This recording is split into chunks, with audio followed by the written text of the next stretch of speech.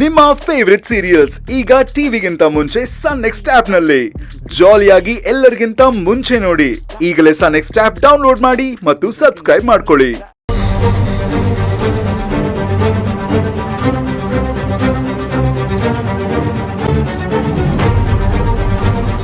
ಯಾರು? ಯಾಕೆ ಕತ್ಲೇಲಿ ಕೂತಿದೀಯ ತಾತ? ಬೆಳಕು ಸಹಿಸ್ಕೊಳಕ್ಕಾಗದೇ ಇದ್ದಾಗ ಕತ್ಲೆ ಒಂದು ರೀತಿ ನೆಮ್ಮದಿ ಕೊಡತ್ತಪ್ಪ. ಸರಿ, ಅತ್ತೆ ನಿನ್ನ ಊಟಕ್ಕೆ ಕರೆದ್ರಂತಲ್ಲ, ಯಾಕೆ ಬಂದಿಲ್ಲ? ನಡಿ ಊಟ ಮಾಡ್ಬಾ. ನಡಿ ನಡಿ ನಡಿ.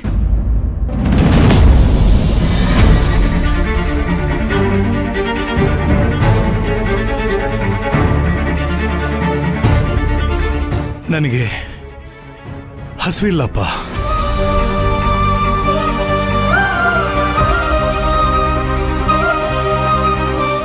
ಈಗೇನಾಗಿದೆ ಅಂತ ಇಷ್ಟೊಂದು ಕೊರಗ್ತಾ ಇದೆಯಾ?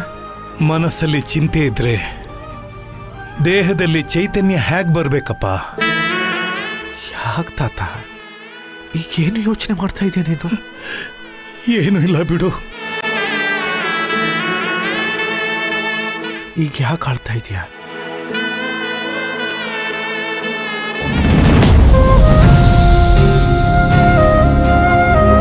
ಈ ಸತ್ಯಮೂರ್ತಿ ಜೀವನದಲ್ಲಿ ಪಡ್ಕೊಂಡ್ರಕ್ಕಿಂತಲೂ ಕಳ್ಕೊಂಡ್ರದೇ ಹೆಚ್ಚು ಕಣೋ.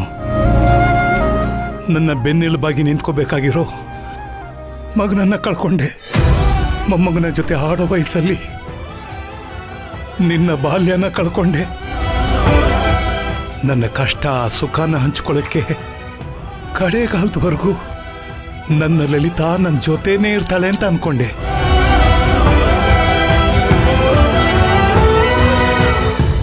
ಆದರೆ ಆ ನನ್ನ ಪ್ರೀತಿನೂ ಕಳ್ಕೊಂಡೆ.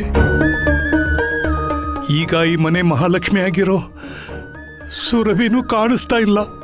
ಇದು ಯಾವ ಥರದ ಬದುಕು ಅಂತ ನನಗನ್ಸ್ಬಿಟ್ಟಿದೀಯಪ್ಪ.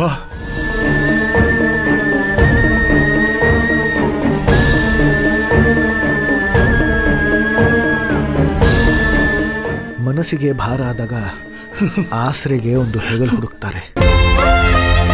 ಕಷ್ಟ ಬಂದಾಗ ಎಲ್ಲರೂ ದೇವರನ್ನ ಹುಡುಕ್ತಾರೆ. ನೀನು ಈ ರಾಂಪುರದ ಜನರ ಕಷ್ಟಕ್ಕೆ ಹೆಗಲು ಕೊಟ್ಟವನು ತಾತ. ಈ ಊರ ಪಾಲಿನ ದೇವರು. ನೀನು ಹೀಗೆ ಒಂಟಿಯಾಗಿ ಕಣ್ಣೀರು ಹಾಕ್ತಾ ಇರಬಾರ್ದು ತಾತ. ನೀನು ಕಳ್ಕೊಂಡಿರೋದ್ರ ಬಗ್ಗೆ ಲೆಕ್ಕ ಹಾಕ್ತಾ ಇದೀಯ. ಆದರೆ ಜೀವನ ನೀನು ಪಡ್ಕೋಬೇಕಾಗಿರೋದ್ರ ಬಗ್ಗೆ ದಾರಿ ತೋರಿಸ್ಕೊಂಡು ಕೂತಿದೆ. ಇನ್ನೇನು ಪದ್ಮಿನಿಗೆ ಮಗು ಆಗತ್ತೆ, ರುಕ್ಮಿಣಿಗೆ ಮದುವೆ ಆಗತ್ತೆ.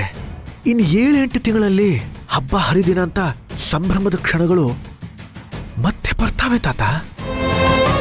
ಈ ನಿನ್ನ ನೋವು ಶಾಶ್ವತ ಅಲ್ಲ.